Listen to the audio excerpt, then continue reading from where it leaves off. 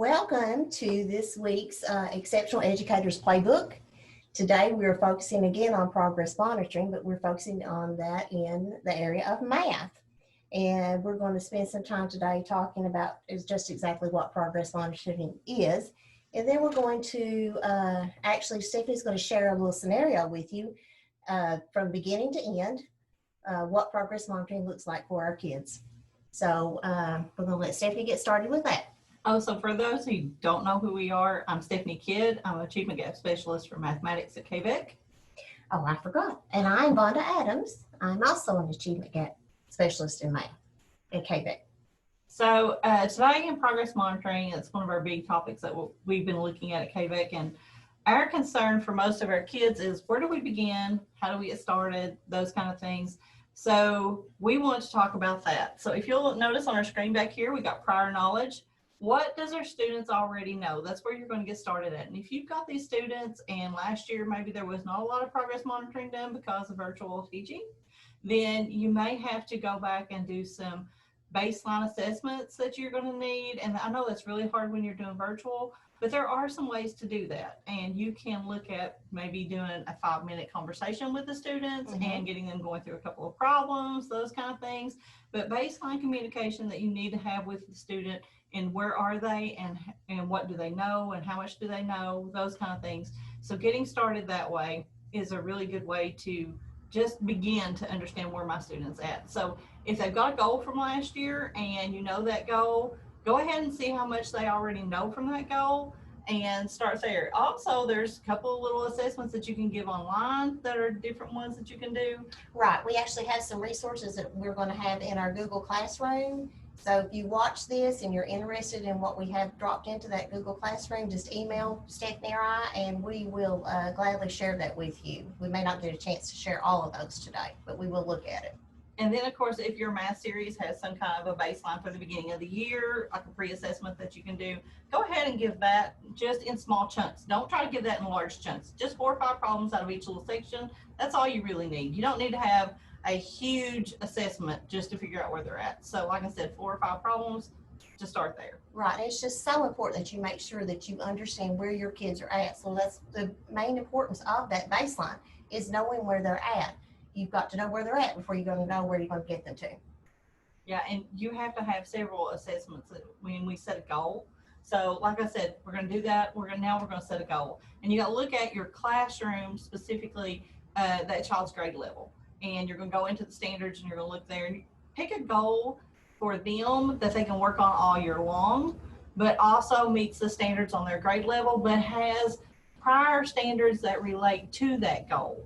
And this is something, like I said, they're going to be working on, whether it's addition, subtraction, multiplication, division, just writing an expression. It could be whatever that goal is. Make sure it's something that they're going to be working on throughout the year. Right, and it's important to remember that it's a full calendar year, not just a full school year, correct? Yes. Right. Because if we write a goal, it is for the full, actually 365 days before you, but you can always go back and change that goal if needed. Like that student really gets going and they understand that goal, you can always come back, have another ARC meeting, change that goal. I'm not saying that goal has to be there forever, for the whole year, but more than likely you're not going to get that child through all of that, but you want to set that goal to where it's something that you can work on for a year. Benchmarks or objectives. Now that depends on your counting, basically, if they do benchmarks or objectives. Benchmarks is kind of written with bullets. More so it's just little snippets. And then objectives, we're going to give you an example of that today. And then what are the instructional supports the student's going to need? Now that gets kind of confusing. What are some instructional supports? And that's where your SDI comes in. So we'll talk about a little bit more about that too. And then today we're going to talk about implementing that and monitoring it. So how do I implement some things and monitor it? And I want to bring up a couple of little things today to show you ways that I monitored it when I was in the classroom, which really helped me out. And you can do this virtually and in the classroom, which is really what I like about this. And then, of course, how do I fade those supports over time? Now, when I talk about fading supports, it could be as simple as a graphic organizer. And most of the time what I found out with my students is they fade it on their own. Yes, they will. They will. You just have to, you don't really have to remove it from them. You'll just notice they may go get it and may have it nearby, but they're not using it. They will eventually just fade those away. Even like I was talking about with mine, if they're counting their fingers, if they're using their fingers as support, they will eventually stop doing that. You don't have to fuss at them and say, stop that, quit that type of thing. I had a student who had the same, I called it insecurity blanket, but it was a beadlet string. And he would go get it no matter what. He would lay it out there and you'd see him, he'd use it the first 3 or 4 problems and then he wouldn't use it again. So he really didn't need that. I think they eventually figure out that it's quicker. Yeah. They can do it without it, and they can be faster and more efficient without it, so they just stop using it. And it's a confidence thing. And I know, okay, I'm doing this and I'm doing it right. Well, I had the answer already, but now I got it. Okay, I'm okay with this and I can go on. I think that's a big thing. So, and then of course, we're going to monitor feedback, changes, instructions. This is a big time, guys. You have to talk to your parents. You have to talk to the student about, hey, you're doing okay. This is what we're doing. Give them that feedback, and that feedback needs to be as immediate as possible, and it needs to be very constructive feedback and build the child up and help them get through this, because it's very challenging to do this stuff online. We know that. And we know that it's very, because it's challenging for us to do all of our stuff online. Yes, it is. So I can't imagine being a student, especially a student with special needs, having to do things virtually. And then another thing is basically make sure you're giving them supports as you can through the virtual, whether it's sending home a graphic organizer that you know that they are very familiar with and they're comfortable with, or if it's nothing more than you send them, like I said, a bead string home, or maybe even a tape measure because they need a number line. And it can be something as simple as those kind of things. All right, so we're going to move back. I'm going to leave it on that screen because we're not finished yet. And we're going to talk through another little PowerPoint that we've got. I'm going to share my screen now that you've been looking at this for a while. And we're going to talk through basically. Yeah, so Stephanie's done a great job putting together a scenario for you, just to walk you all the way through what your steps, just step by step, what to consider.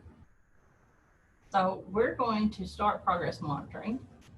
And when we look at progress monitoring, first off, remember, we already talked about this. It's 365 days. This is in the IEP guidance document that's at KDE's website. And it basically says it's a 12-month, so ongoing progress data. And you've got to be able to progress toward the measurable annual goals. You're going to progress using the general curriculum. And now remember, I know it's really hard for us as teachers because we get a student who's in 5th grade and he's working on a 2nd grade level or even on a 1st grade level. And you're like, how do I find a goal? Well, think about the goals that you can go back in. And if you notice, when we look at your standards, there's a really great little tool in those standards that's going to help you with that. So we're going to look at these standards. And I just pulled these off there. But Vonda can tell you a little bit more about this blue and red down here. Right. That coherence piece down there is the greatest piece that they had added to our standards because it's actually interactive. You can click on that. If we had this actually pulled up and went to kystandards.org, then you could actually click on that and it will show you where this standard is going. And you could go back also and see where it came from. What standards in 4th grade led to the standard in 5th grade, which therefore led to the standard in 6th grade. So that coherence piece is very valuable to you when you're thinking about working with your student, thinking about where they're at. If they're not able to do that particular standard, it will give you ideas, standards to work on to get them to where they need to be. So we strongly encourage that you get online and check out that the kystandards.org, the math standards. And one of the things like Vonda said, if I've got a student and I know and they're working on a 2nd grade level and they're doing addition and subtraction and this is where they're at, I could actually go to 2nd grade, I could go to addition and subtraction, I could hit that little arrow underneath of there that's going to lead me, oops, sorry, went too far, go back out. That actually leads me on into this for them. So we want to be able to go all the way through with that standard and get to a 5th grade standard. So this is a 5th grade standard that I thought, okay, if I've got a student who's basically he can do addition and subtraction, or he's doing it very limitedly, this is something I could probably work with all year long. Now, is he going to meet this goal completely? Probably not. But is he going to probably be able to meet this goal at 50%, 60%, 70%, 80%? Where is he going to be able to meet that at? That's what we're going to have that conversation with within our ARC meeting and decide what is the percentage that I want for him to meet this goal at. And then I'm going to go back through, like I said, the coherence here, and I'm going to create some other benchmarks. Now, we like little Johnny around here for some reason. So little Johnny is our guy, and little Johnny this is what we want. At the ARC meeting, we talked that we want him to be able to use situations of mathematical equations in order to solve problems. Now, in this case, little Johnny may just be reading a word problem and he's putting together 2 or 3 things in that word problem, and he's like, oh, well, he had 2 apples and he got 3 more apples, so now he has 5 apples. So he can do that, and he understands that. So we want him to work with word problems, of course, so that's going to be part of our goal. And we're going to talk to him about the situations of the context of the problem. So does he know to add? Does he know to subtract within that problem? And then we're going to allow, when given certain quantities in that problem, to create a logical representation. Now that logical representation is usually mental, but we all know we can model those problems. Yes. They can be modeled with cubes, they can be modeled with beads, they can be modeled with many things. So whatever is available for him to model with, we'll let him. Yeah, and not only can they model with it, then they can take it to that next step with our CSA model, and he could begin to do a semi-concrete where he would actually draw what he would build. So our kids can get to those points. We're just going to have to give them the tools to use to get there, so they can meet those goals. So if you look at this right now, this top part here, these 3 are actually benchmarks that I could write for my student. So I was talking to Brenda Combs the other day about this, and she goes, Stephanie, just use those if that person's doing benchmarks. And I said, well, what if they're doing objectives? Let's look at that too. So if I was writing this goal, of course, we have to have all of the A, B, C, D, E, F. So if I have my audience, which is little Johnny, you'll see it here. He will write expressions with numbers. That's what we want him to do. That's going to be the behavior that he's going to do. The circumstance he's going to do it within is when presented with 5 word problems, either orally or written. Now, that's important that he's getting 5 word problems. Now, it doesn't matter if it's oral or if it's written, but I would document that every time. Is he doing better with listening with it, or is he doing better with written? So, and if he's getting written, what are some of the SDI that you're using? Are you using color coordinating for numbers and stuff? Is he highlighting certain things? Are you having him to build while he's reading that? Those kind of things is important for you to write down. Yeah, I think it's so important to note when they do really well, what was the circumstance like? What was going on? And when they do poorly, same thing. We need to know what happened there. It could have been, like we talked before, it could have been, he just had a bad day. The whole day started out bad. So we need to make notes of that when we're doing our progress monitoring. Yeah, as a special ed teacher, I met my kids in the cafeteria every morning because all the kids got off the bus and they went straight to the cafeteria. And most of the time I was the person who was holding open the door to let kids in. So I would usually get a wave from the bus drivers, and most of the time one of them would pull me over and say, hey, I didn't have a good morning this morning. I had to get on to him 3 times this morning already. So I could pull that student aside and talk to them. But if he's already in a bad mood, and then you have to take him down to your room and you give him this assessment first thing in the morning and he does real bad, well, guys, it may not be that his mind was even on that assessment. So write that down. He may have had a bad morning just because of that. And then, of course, on math probes, or we could choose teacher-made tests as measured weekly. So we're going to do that. How often is it going to be measured? It's going to be it's going to be measured weekly. He's got to do 4 consecutive times, 4 out of 5, and he's got to get through all of this. So this is a lot for him to do in a year, especially if this is a child with an IQ between 60 and 70. This is a lot for him to be able to process. Now, did I say he's going to be able to do it on 5th grade level? That's what you got to talk to the parents about. Is he truly going to make it all the way up to 5th grade level? Probably not. But if you're giving him circumstances to where he can do these within a 4th grade level, or he's made progress up to this point, and you can show the progress he's made, that's the big thing about this. That's the point. Being able to prove that they are progressing. Exactly. That's why we monitor, is to make that progression. Well, one of the reasons why we monitor is we can see, are they making progress or not? So one of the things I did for benchmarks is I used that great little cohesion that we talked about before, and I went back all the way to 3rd grade, and I used one from 3rd grade that I knew would fit right into this, and that was using multiplicative comparisons, using drawings and modeling, because that's one of the things that we said that he was going to have to do. Mhm. And he's going to do that 4 out of 5, 4 consecutive trials, math probes. And then I took a 4th grade one. And the 4th grade one was to write equations using multiplication again, because maybe that's the thing that we need to work on. Maybe multiplication is the big key here that we really need to work on. So these benchmarks are going to help him to understand that. Maybe he's got all the words for addition and subtraction, but he doesn't have the words for multiplication yet. So that's going to be our big push this year, is multiplication. And then when given 5-word problems, this one just basically models that wonderful goal that we already had. Now remember, we're really progress monitoring the goal. We're not progress monitoring the objectives. Right. So keep that in mind too. And then of course, how do we progress monitor that goal? Well, this is where we're at today. We're going to start out with, first of all, what kind of data are you going to collect? You know, you're going to talk about, you got to have 3 probes to start out with. Now, like I said, those probes don't have to be huge.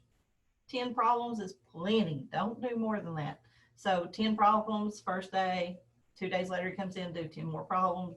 2 days later he comes in, let's do 10 more problems real quick. And then we get an average of those 3. That's all you have to do. Take the 3, add them up, divide them by 3. I've got an average. With little Johnny, unfortunately, when he did the 10, he didn't do real well. And in this case, I think it was a 33% is what we looked at on this. So you put that information into your chart. Now, I like to have a chart. I don't know what most people have for their progress monitoring. Some people use EasyMed, some people use different things, but for me, I always like having a chart that I could write things down on, because it was easy for me to show the parents.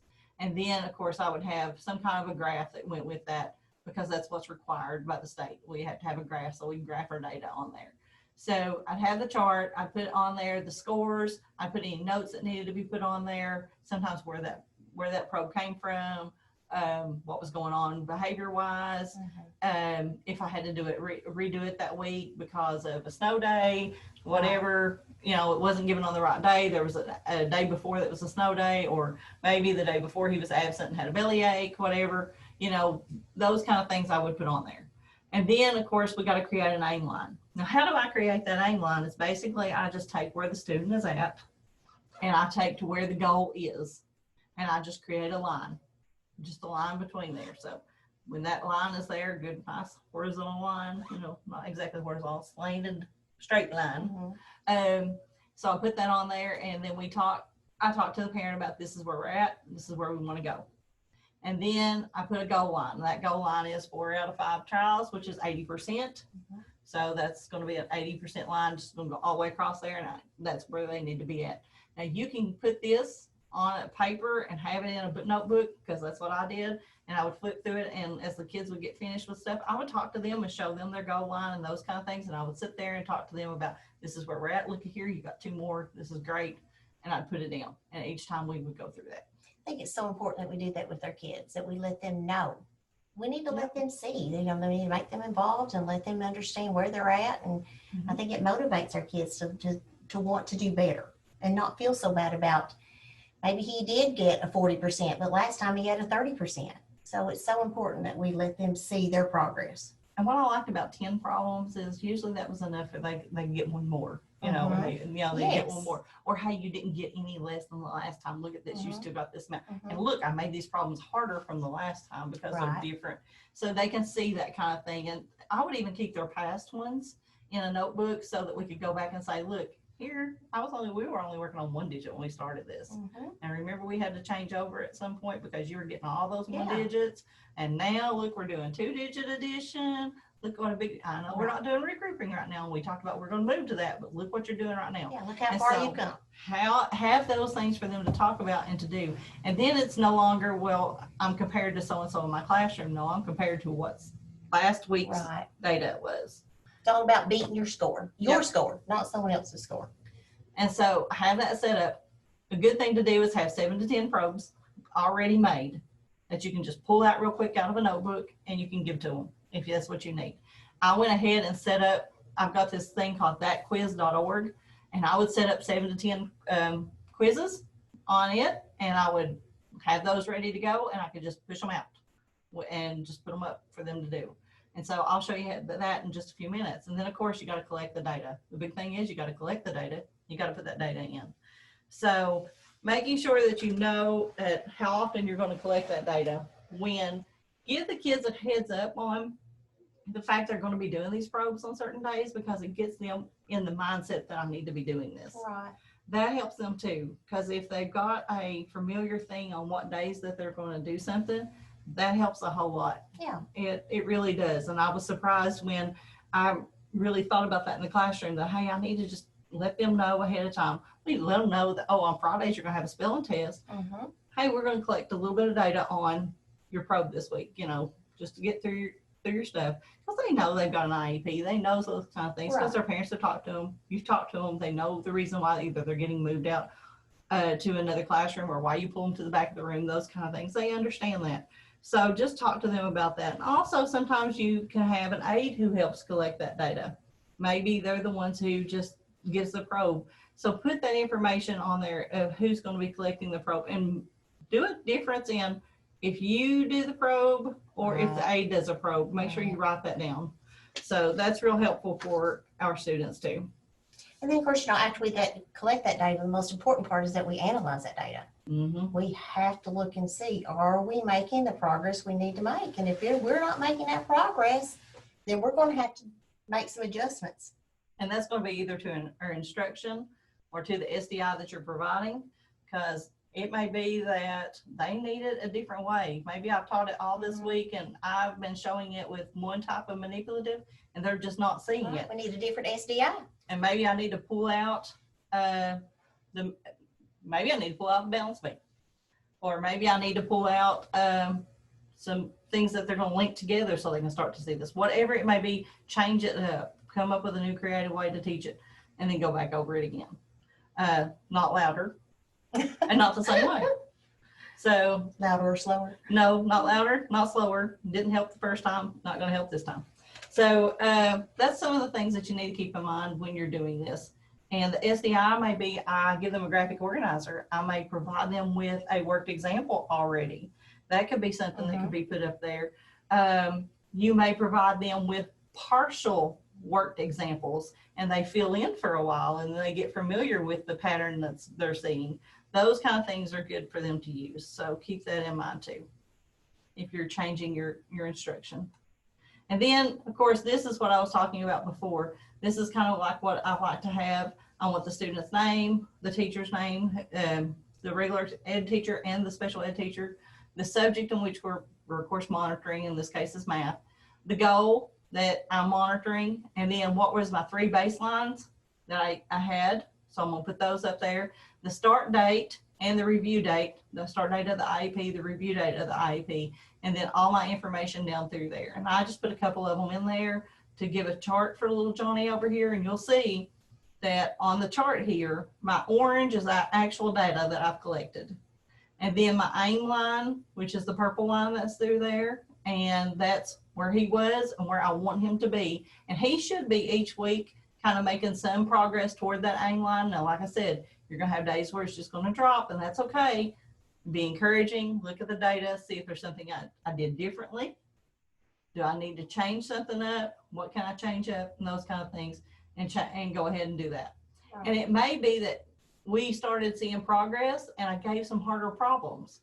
And so he dropped again.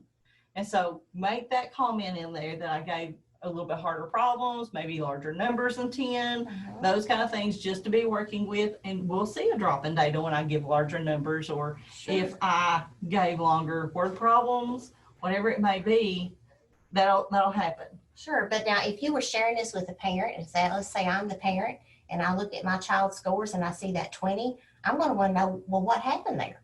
So if you hadn't made notes, it might have been really hard for you to recall exactly what happened to Johnny when he scored that 20. If I'm monitoring 15 kids. Exactly. It's hard to remember it all. That's why it's so important to write it all down. I always wrote everything down with my math intervention kids so I could remember. And then, of course, I'm going to want to know, well, hey, there's that 100. What happened that day? Why is he doing so much better now? And that may be, I gave the probe from the first time. You know, it could be he's seen this probe twice already and we went through it and we talked about it. And then when he went through that one, hey, he did great. So don't be afraid of giving those same probes back, because that does give them a little bit of boost of, you know, self-esteem. But just put some time in between them. Yeah, make sure you put time back in between them. So that's what it's going to look like. SDI that we want to use, of course, simplifying your task directions. You know, these kids have trouble with processing, so let's make sure that we're processing one thing at a time for a little while, and then we add to it as we need to. Pre-teaching, introducing any new vocabulary. That's a big thing for our kids, is that vocabulary, making sure it's really hit home for, do they understand it? Can they use it correctly? Can they spell it? That explicit instruction in vocabulary is really good here. Using advanced organizers, of course, math mats. I love math mats. I love worked examples. I love organizers, especially organizers that allow my students to kind of fill in at times. Of course, highlighting seems to be a thing for more middle school and high school, but highlighting is not the only thing. You've got to teach them what they need to highlight. So don't just put a highlight down there if you're not going to teach them. That's the whole part of SDI, is to give them specifically designed instruction and make sure that they understand how to use that strategy. Underlining or color coding anything. I would have my students go through and they knew that the red was always a negative number. They would color code anything that was negative red. And then they would go through and they would use green for if they needed to add something. They would go through multiplication. They would group it together. They would circle that one. So there was things that they knew that they needed to do, and certain colors were related to it. But they'd done it so much, it becomes very familiar with them in the middle school. And so they always had there was always 4 color pencils in their desk, and they always had just an overlay sheet if they needed it to kind of slide down, so they could, when they were reading through a problem, that they only needed they only saw what they were needing to see at the time. Those kind of things help my students, and so it may be something you want to consider. Frequently restate the directions. That's big for our kids. Break it up, like I said, but restating the directions. How many times do we get halfway through and they'll be, what were you asking us to do?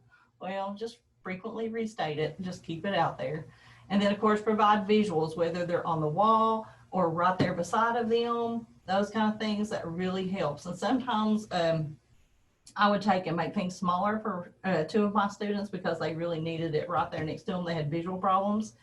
And believe it or not, I would make it smaller and stick it on their desk where they could see it right there at them. So that helps so much for certain students, just having that right there with them. And then, of course, using word problem strategies. Cube's one of them. I'm trying to think of another one that's out there, but there's a bunch of them. Kind of like PEMDAS, those word strategies that help you out. So, but Cube is another one where they go through and they underline certain things, they circle certain things, they box in the certain words. Those kind of things is real important. Use those strategies and get those mnemonics going for them. And then, of course, number lines, bead strings, graphic organizers, flow charts, whatever you may need that you're going to plan on using a lot, make sure they understand how to use them. They are tools for them to use. Right. And these are tools, of course, like, we're in this virtual world right now, the majority of our districts. So these are things that could be sent home. They can be sent home, and, obviously you would want to instruct first of all, like Stephanie said, how to use it, and then we want to send it home. Yep. Okay, so we're about to run out of our 30 minutes. So we're going to pick up the pace just a little bit. I'm going to stop this real quick. I'm sorry, I didn't realize we were about to run out.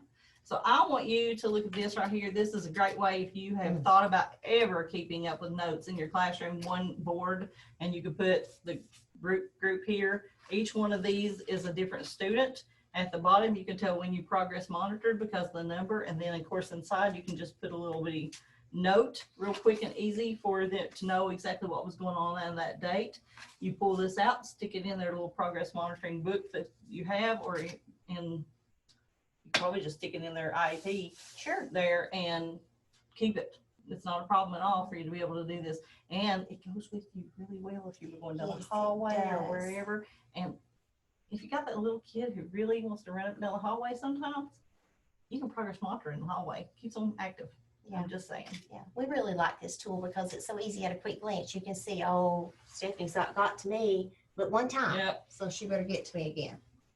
So Yeah, I really like that because of that. I mean, I can see real quick who I've got to, who I haven't, and who needs to be progress monitored that week. Now, I know that we need to jump in, and I wanted to show you real quick thatquiz.org. yes, go ahead and show it So- because that's a great resource. I'm going to share my screen one more time.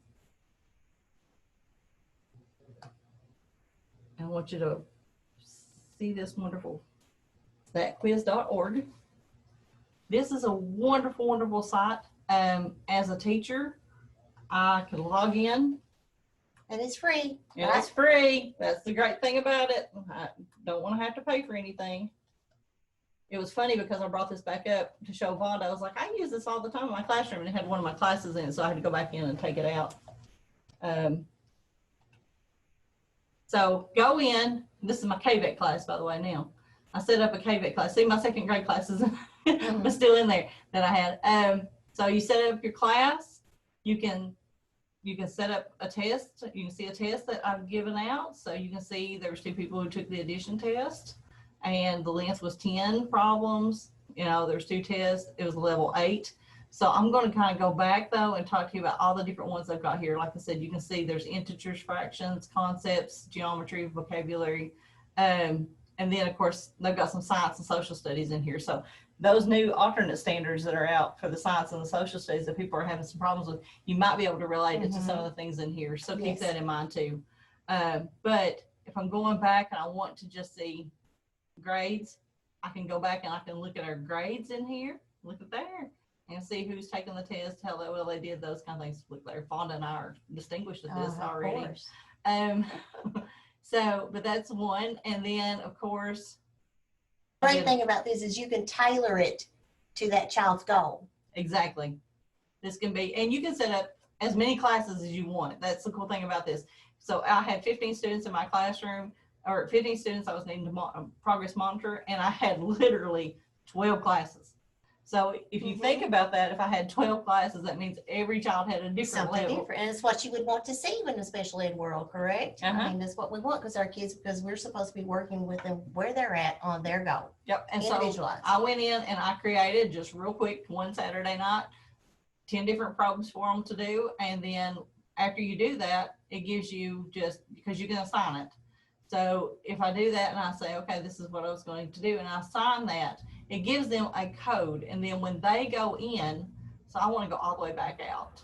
And as Vonda has said before, it's free, which I really, really like. And the cool thing about thatquiz.org is it's really easy for our students to use. And even for younger students, because I use this with some first grade kids. I use this with my middle school kids, and then when I moved down to elementary, I used it with them too. And I love this program because it covers so many concepts. And it's a great way to progress monitor for the students to be able to see their results very quickly and to let them know what they've done wrong.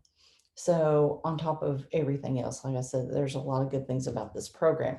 If you notice in the geometry section over here, we have triangles, shapes, geometry, points, angles, number lines, and trigonometry. And concepts, which is a big one for our students, most of the time they're having trouble with. And even though we typically don't progress monitor some of these, I don't know, I had an FMD student that we did progress monitor time with. But if you don't typically progress monitor these, they still need to really be touched on because these concepts are very real life. So time, measurement, money, and then graphs, of course. And being able to read a graph is very important for our students, even though sometimes we don't see the significance of it. Graphs are a big part of our media and a big part of them being able to do comparisons later. So, of course, fractions here.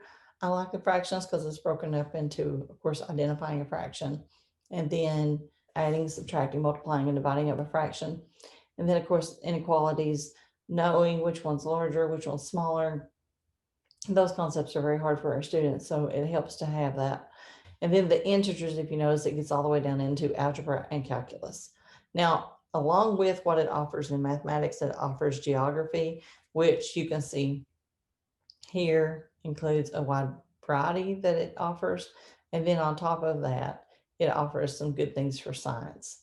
So keep that in mind. But like I said, we're here today to talk about mathematics, and that's what I want to talk about for us. So let's look at it from a kid's perspective. So if I'm a student and I'm going to do, I need to take a test, the only thing I have to do is put in the code. And so it's always in cap locks. And like I said, my students were able to do this without a problem. And so I'm just going to put in my code here that I have. And I would put these codes up for each student under their name. And they would just go do that because I had multiple students in my classroom. So, but they were all on different levels. And so my classes, when I went to set them up, were basically maybe just one or two students because I was working toward goals and I wanted to progress monitor just those goals. So that's important for our students. So I entered my code, and of course I come up to this right here, and then I get a drop down box. Now, because Vonda and I have already taken this test, it removes us from the drop down box. So, because this is my KVEC class I set up, so I'm actually going to go in as Doug Smith. Now, if Doug was taking this test and he's going through and he's taking the test, and he's, the cool thing about this is if a student has watched a student beforehand take the same test, the good thing about this is it randomizes it each time. So keep that in mind too. So we're going to just go through and take this real quick. Now I'm going to miss a couple of them. Well, no, there were 10. Didn't miss any. So it tells me, and the cool thing about this is if you notice, it tells me my time and the seconds per problem that took me to work this.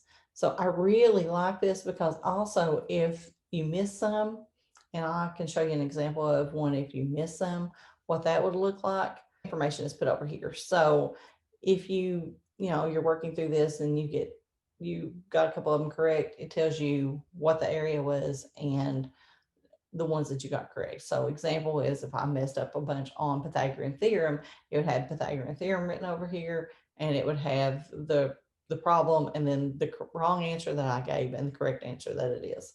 So you can actually see that. So that's a big plus for this. Now, as a teacher, this is something that I've set up, and you can see you get results back on who's taken the test and the level in which they were working at, of course, the date that it was assigned, those kind of things, and the date that it expires. You can put all that in. Now, as a teacher, let's say that I want to set up a test. Now, like I said, you can notify the student, you can send all kinds of stuff. This is like if you wanted to notify a student, you can put in their email, testing is finished, blah, blah, blah. You need to take this test. You can email them again and again and again if need be. So that's really good, and it saves that data. But let's say that I want to create a test. So we're going to go into integers, and I want to create a test on inequalities. And so we're going to just talk about what level do I want, what's the length, and I always just did 10 because that's a really good length. And then what level do I want? And you can look at the problems as they get harder. They're harder. Do I want to add negatives to it? I can do that. The order is random. I can look at that. Is there a timer? I usually didn't set timers with my kids because it automatically puts a timing on there. So I know how long it took them to do the test. That's the other thing about this one. I can add absolute value to this, which is good. We like doing that. And then, of course, generate it. And if they, so you can assign it. And then, of course, now, not yet. I don't want to send it to all my classes, so every kid takes it if I wanted it, or do I just want to send it to a specific class and have that code?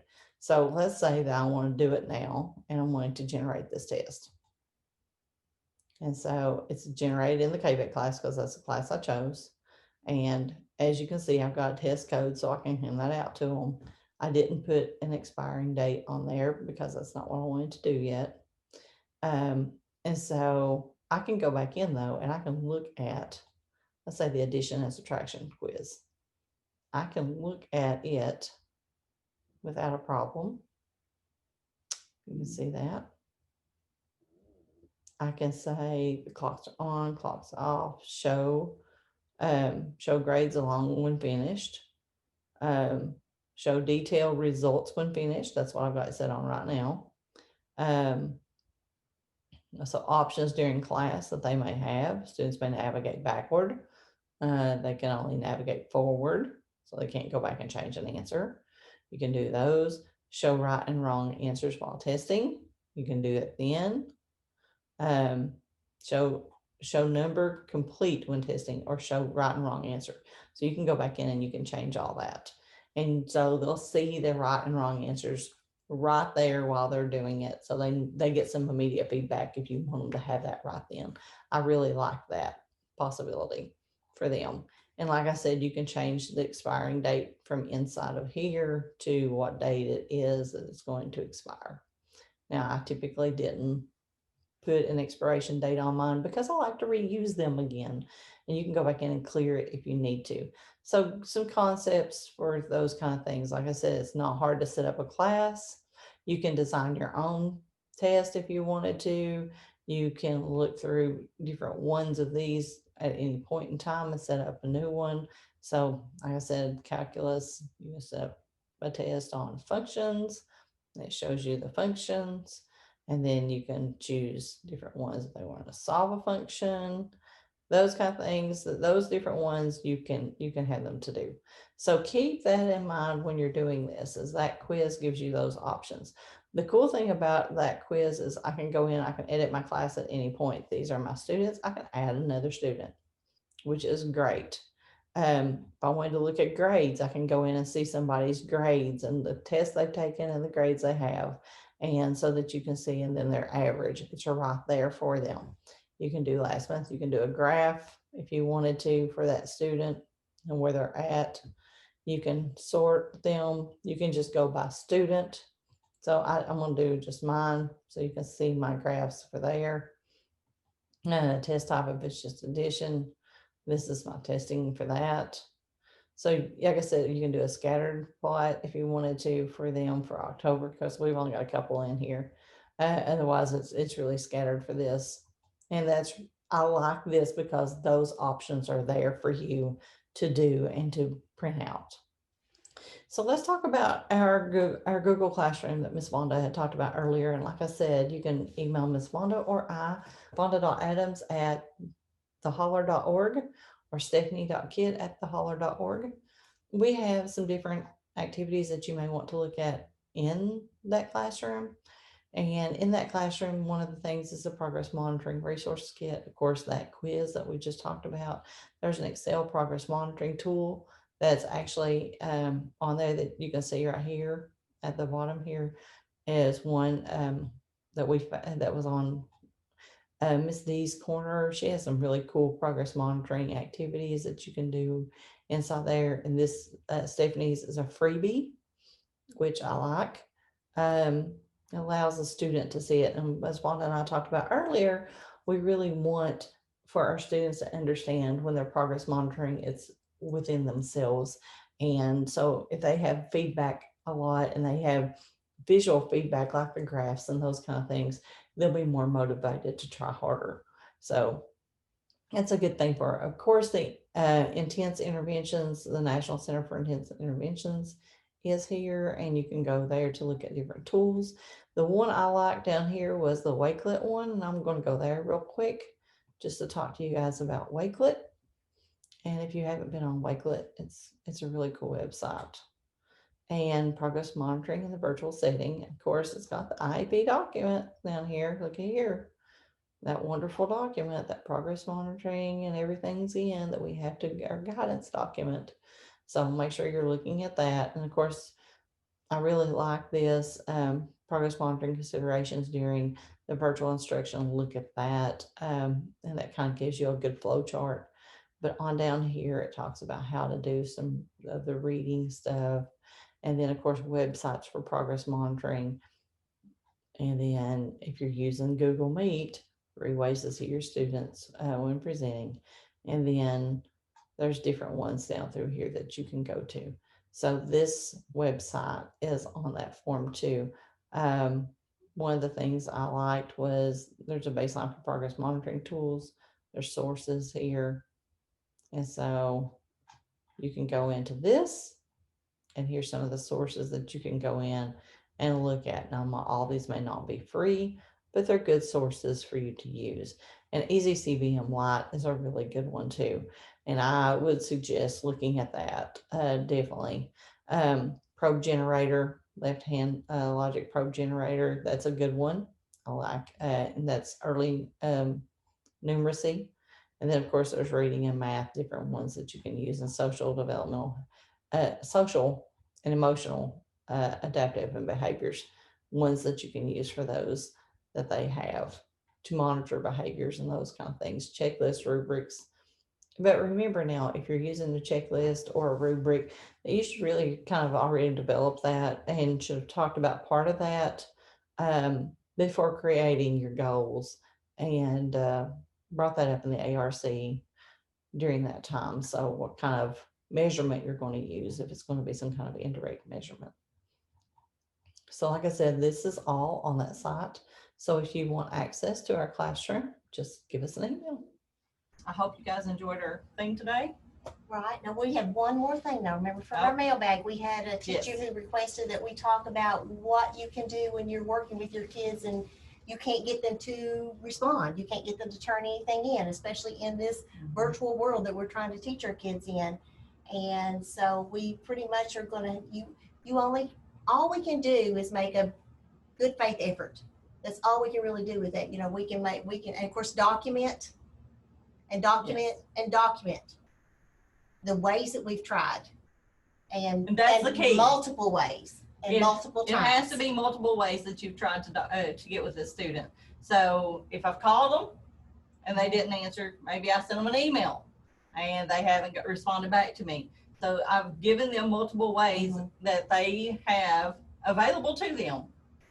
And so you keep on calling, maybe you try to call again, maybe you send a message. You know, they're bringing the buses out and giving them food. Right. So if they're sending buses out and giving them food, hey, when you see this child, can you drop this packet off? That's another way of getting to them. Tell them to send that packet back by the bus driver, those kind of things. However it needs to be, but make sure there's multiple ways. Right. And of course, like we said, make sure you document it. I mean, you may try every way that you can think of and still not get any response or replies, but you have to document it. That's all that you, because like I say, if it's not documented, it didn't happen. So we can't stress that enough, and especially in this day and time, that's how we would deal with that. So like Stephanie said, we're going to wrap things up here. We thank you for watching. And if you would like to be part of our Google Classroom, just drop us an email at, and Stephanie, you want to put our emails up there? Absolutely. Mine is vonda.adams@theholler.org. And then Stephanie? I'm Stephanie Kidd at theholler.org. Okay, thank you. And we'll holler at you later. Bye-bye.